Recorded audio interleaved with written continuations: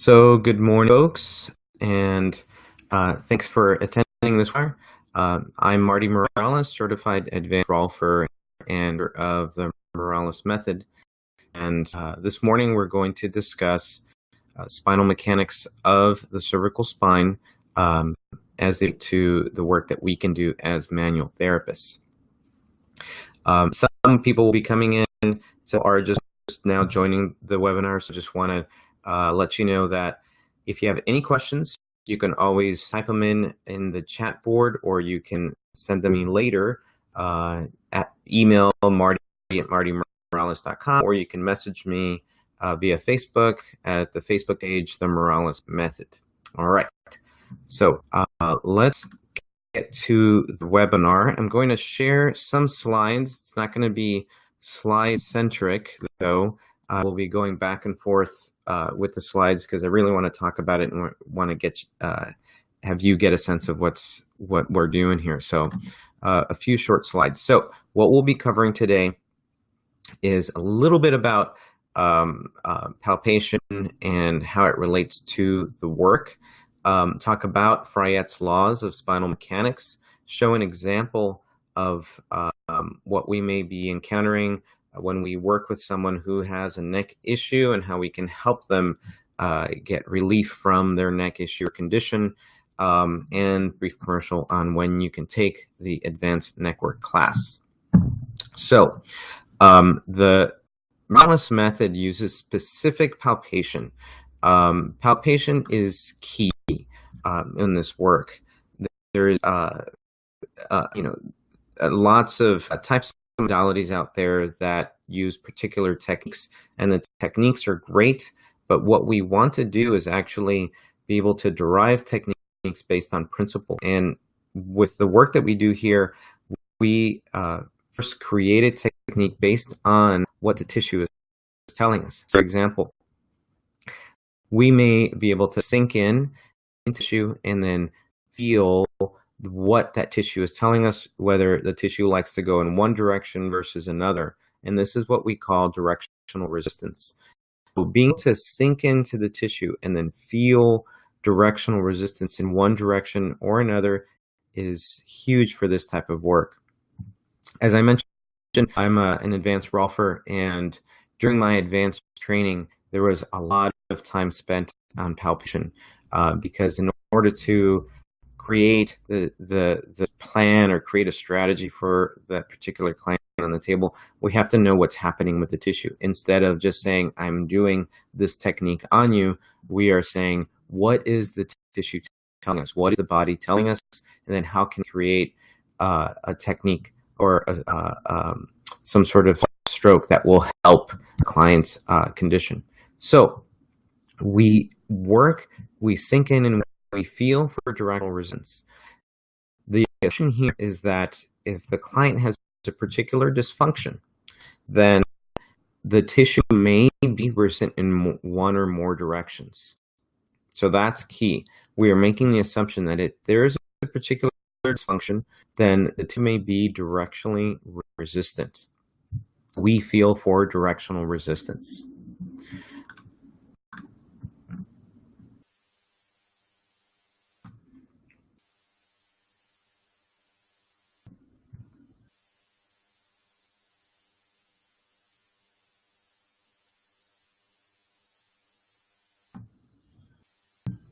Just to read it for you, directional resistance is the palpatory sensation you get when you sink into tissue and feel the resistance going in one or more directions. One of the things that I see when I teach shops is that a lot of manual therapists, a lot of massage therapists tend to sink in and then pull out, and then sink in and then pull out, almost like they're trampolining on the tissue. So what I would suggest when we're starting to palpate and feel for directional resistance is to sink in and stay at that level of depth, and then feel for resistance.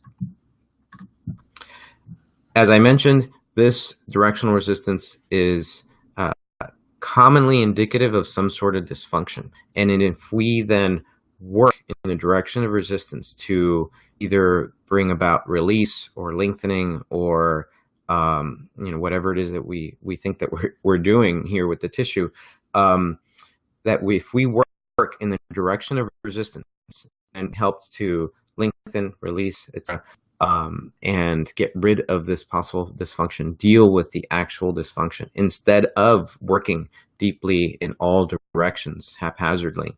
So in this case, as it relates to the neck, as it relates to other body parts, we're specifically feeling what's happening with that client's neck, feeling for directional resistance, and then working in the direction of resistance to clear up that dysfunction. The spinal mechanics of the neck, similar to spinal mechanics of the other areas, but understanding, but they're, just a little different. We'll get into the detail in a bit, but, understanding what the spinal mechanics are about will help us as a body worker be able to understand the dysfunction in the client's cervical spine. Working the tissue and understanding the anatomy and what muscles are in the neck are great, fantastic, but there's something else.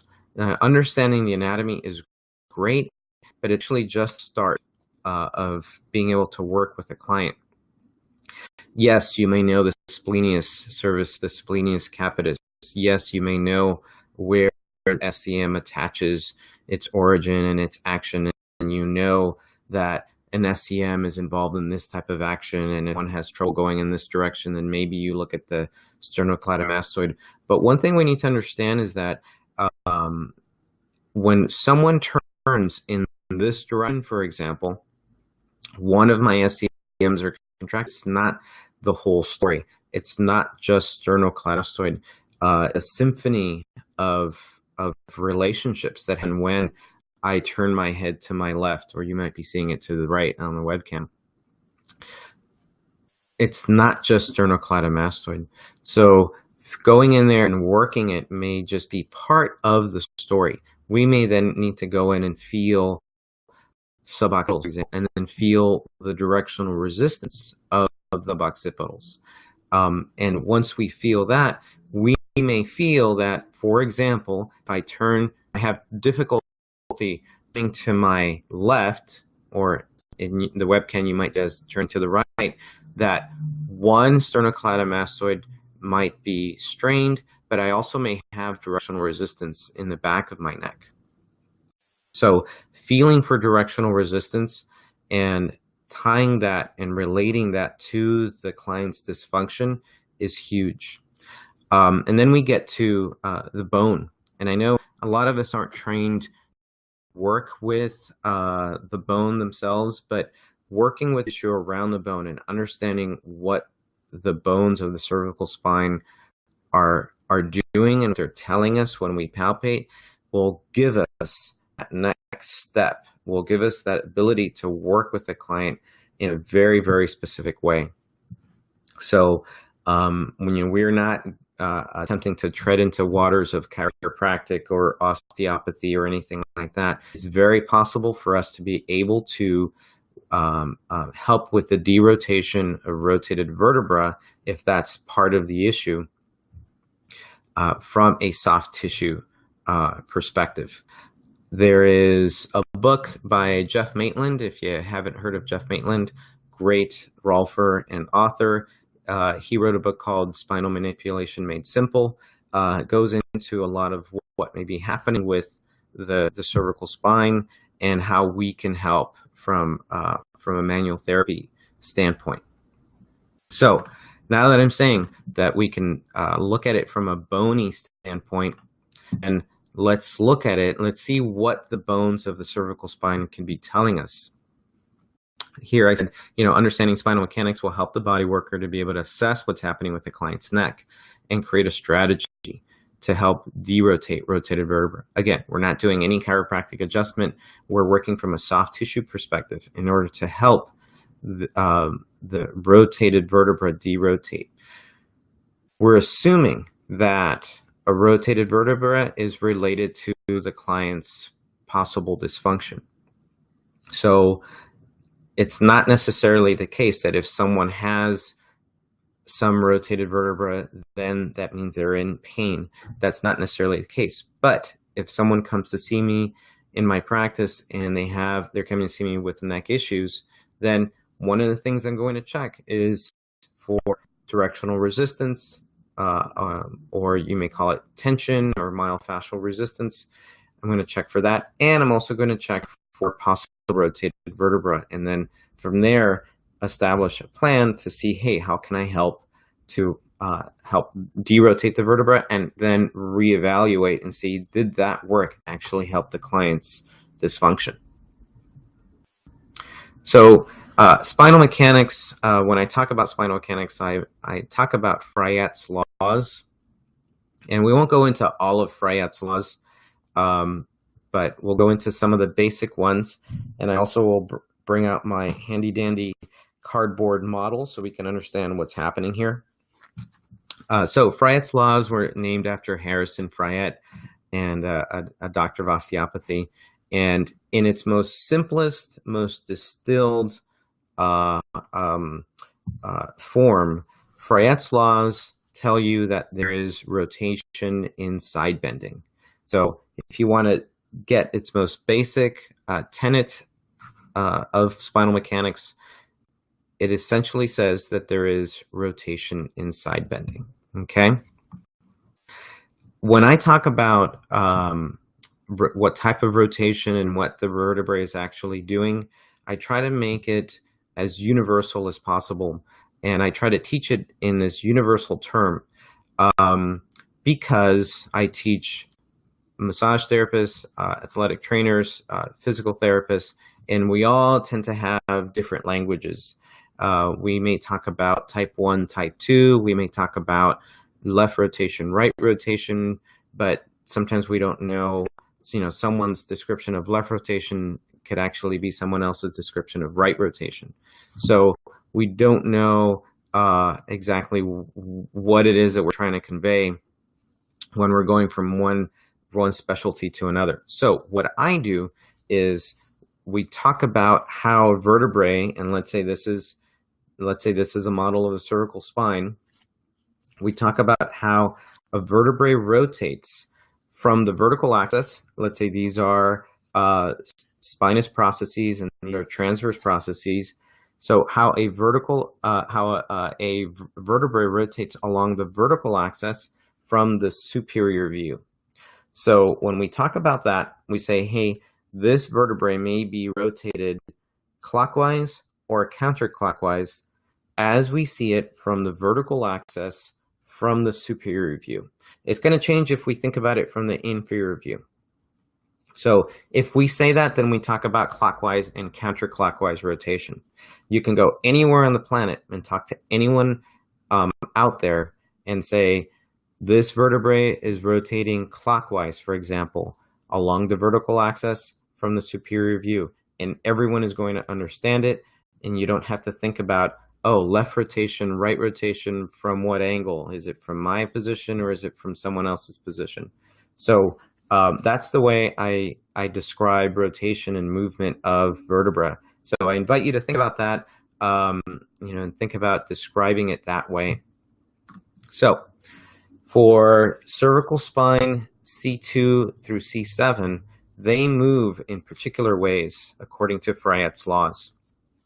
And what we know is that in neutral position, so let's say what I mean by neutral position is the cervical spine is not flexing or not extending. In neutral position, we know that when there is right side bend, then there is clockwise rotation. So when the client, and let's say this is spinous process and this is transverse process, and the client is looking at me, when they side bend towards their right, then the vertebrae of the cervical spine will rotate clockwise, again, from the vertical axis, superior view. So in right side bending, there's clockwise rotation. And the converse is true. In left side bending, there is counterclockwise rotation. You can check this on your own your own neck, get your fingers, find the transverse processes of your neck. They may be the kind of solid feeling part of your neck. When you go in from lateral to medial, you'll find, oh, this, and may even feel a little sensitive. And you'll find, oh, okay, this feels a little like bone. Yeah, it's because it is. So what we can do is keep our fingers here, and in the webcam it might actually look opposite, but what I'll describe what I'm doing. So when I side bend to my right, I feel the transverse processes of the right side of my start to bump and start to go in the superior direction. So what that means is when I'm side bending to my right, these vertebrae start to rotate just a bit clockwise, again, from the superior view along the vertical axis. Why does that happen? There's a whole, I think the term is called kinematics. So the structure of the actual vertebrae will dictate its movement when we move in particular directions. So C2 through C7 moves in this way. Everything else, thoracic, lumbar, and C1 will move in the opposite way, but we'll cover that in another webinar. So again, one more time, when there is right side bending, there is clockwise rotation. When there is left side bending, there is counterclockwise rotation. The way I show it, the way I work it in my practice is I don't actually palpate the transverse process in order to find a possible dysfunction. What I actually do is palpate for the spinous process. So what we do is, let's say we're palpating, let's say our client is like so in supine position, and we may be palpating in this lamina groove, to feel for possible rotation. I may feel, for example, one spinous process. I may feel it more prominent on this hand when I'm palpating versus on this side. So if I feel it more prominently on this side, then it's possible that this vertebrae is rotated clockwise. And if it's rotated clockwise, it's possible that it's behaving as if it's side bending to the right.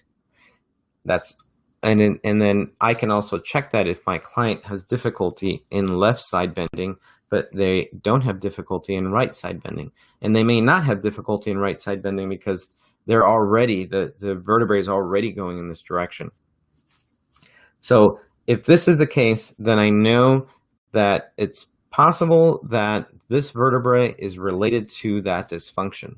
And then I may work it from a soft tissue perspective. So again, this is how I do it, and this is how I teach it in my practice. We palpate and we, what I call stripe. We stripe to feel if one spinous process is more prominent on one side versus the other.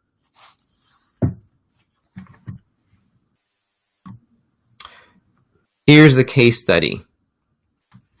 And this is why I brought up directional resistance earlier in the webinar. So in this, and I'll keep this up so you can take a look at it. This is a case study of looking at cervical vertebrae 4, C4, and assuming that it has a clockwise rotation. So if it has a clockwise rotation, then it's possible that this client that's coming to see you has difficulty side bending to their left, or even rotating, looking over their left shoulder. And for example, you may have worked on all the, levator scapulae and all the SCM that they've gotten. You may have worked at multiple sessions, and yet still they have this dysfunction. Well, then here you can step in and palpate and feel if there's a possible rotation of the vertebra. So let's take this example. C4 is rotating clockwise along the vertical axis from the superior view, and it's behaving as if it's side bending to the right. Again, I am careful to not say that it's actually it's side bending to the right, but it's behaving as if it is. It can go into that a little more in workshops, and I talk about why we have to be careful. We can make an assumption, but we can't actually make a one-to-one correlation. Anyway, let's continue. The spinous process may be more evident on the left-hand side when the client is supine. So when the client is supine, let's make it C4. When the client is supine and we're running our fingers along the lamina groove, we may feel that spinous process more evident on the left side, and we may not feel as much spinous process on the right side. And that's because, we have this possible rotation.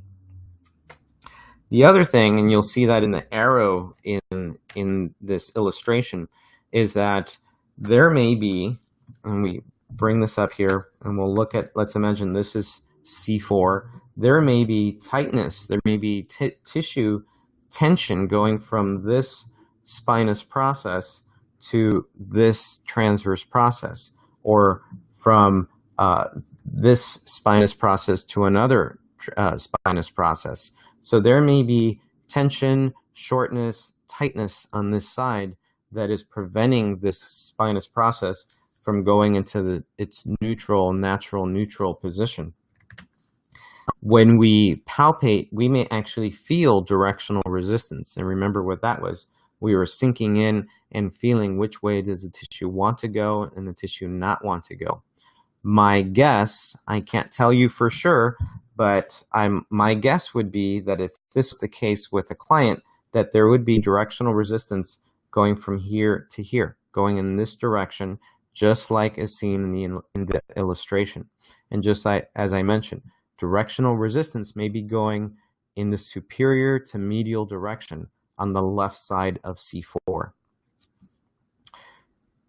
So in addition to working the soft tissue, in addition to us helping to release, lengthen, what have you, this tissue on this side, one of the other things we can do in order to promote proper movement of this cervical vertebrae is to work this tissue and to simultaneously side bend their neck and head in a way that would promote proper vertebral movement. And in this case, since it is behaving as if it's side bending to the right, then we could work this tissue simultaneously, side bending their neck and head towards the left so that the vertebrae can rotate in, we can promote the proper movement of this vertebra. Again, we're not doing any sudden thrust moves. We're not doing any quick chiropractic moves. What we're doing is working the tissue and promoting proper range of motion by side bending the head in the way that would promote proper rotation of this vertebra. As I mentioned in the illustration, in addition to lengthening the tissue in the direction of resistance, we also promote the proper movement of C4 by simultaneously side bending neck, head to the left. This is one of the basics in the advanced neck work workshops. There are other things that we can look at in addition to just side bending them. We can also think about what's happening with the facets, how one facet deals with another. And we can look at Fryette's laws and say, okay, this is what happens in neutral position, but what happens in non-neutral position? In non-neutral position, if we have someone in extension, for example, or someone in flexion, then the spinal mechanics change a bit. Sometimes what one of the moves that I teach in Advanced Neck Work 2 is extension with side bending in the opposite direction in order to promote general range of motion. And then we go from extension, side bend, flexion in order to open up facets, And then finally we go into the side bending that I mentioned in this step. And then we add in the added motion of rotation. Rotation doesn't happen all the way until the very end. And in some cases, we don't even do rotation because promoting the side bending and helping with lengthening the tissue clears up any rotational dysfunction. So that's that. This is great. I really love working with the neck. The neck workshop was one of the first workshops that I ever taught almost 10 years ago now. And I love sharing this information. I love adding this information. We just got one more question. We just got a question here, so I'm going to go back to this. I was asked, could I please repeat the sequence of the movement? So, for example, let's say we have a clockwise rotation of a cervical spine vertebrae. Let's say we have a clockwise rotation, just like this. If I wanted to add an extension, I could add an extension. If it was a clockwise, I think I showed a counterclockwise before, but if this was a clockwise, I may bring an extension. So I'm going to bring this in here, bring an extension. I'll get my hands out of the way. And then I may actually take the vertebrae further into the range of motion that it's already going in. So I may bring an extension and then side bend to the right, and then bring in flexion to open up facets. And let's bring this more into the camera. Let me repeat this. Let's say we have a clockwise rotation of C2, for example. And I'll angle it just like this. I would bring in flexion. This is for an advanced technique. Bring in flexion, bring in side bending so that the vertebrae will move further into its range of dysfunction. Bring in flexion to open up facets. I'm hoping that opening up facets will allow me then to do the next move of side bending this way to promote counterclockwise rotation and bring that vertebrae more into neutral position. And then finally, I can bring in rotation to almost like to further cement the range of motion that I want to promote. I'll do it one more time since we have a minute. Let's say we have, again, a clockwise rotated vertebrae, C2. If this, in an advanced technique, I would bring in extension. I would bring in right side bending. That's going to bring it further into its dysfunction, but that's okay. Bring in right side bending, bring in flexion. Flexion will help to promote open up the facets. Then, after we've opened up facets, then we bring in left side bending. The hope is that now we start to promote proper vertebral movement, moving it more into counterclockwise position. Again, counterclockwise along the vertical axis from superior view. And then finally, rotation. Rotation to further cement the range of motion that we want to promote.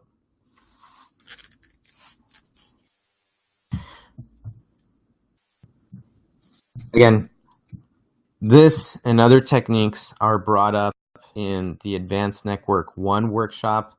The next one coming up this year is in Seattle at the Therapeutic Training Center. We just had another question, rotation to the opposite side. Yes, we would rotate to the side that we would initiate rotation to the side that we wanted to further go in order to open up the facets. Extension and then the rotation to increase that range of motion, and then flexion to open up facets, and then side bending into the direction that we want to initially promote would be an advanced way to bring in derotation of a rotated vertebra. So again, the Advanced Network 1 for this year happening in Seattle at the Therapeutic Training Center, September 26th and 27th. Again, if you have any questions on this, please feel free to email me, marty@martymorales.com, or message me on the Facebook Morales Method page. Again, thank you for attending. I hope you found this helpful. Looking forward to your questions. Again, all webinars are recorded, so you can watch them again. Hope you guys have a great weekend, and look forward to seeing you in the future.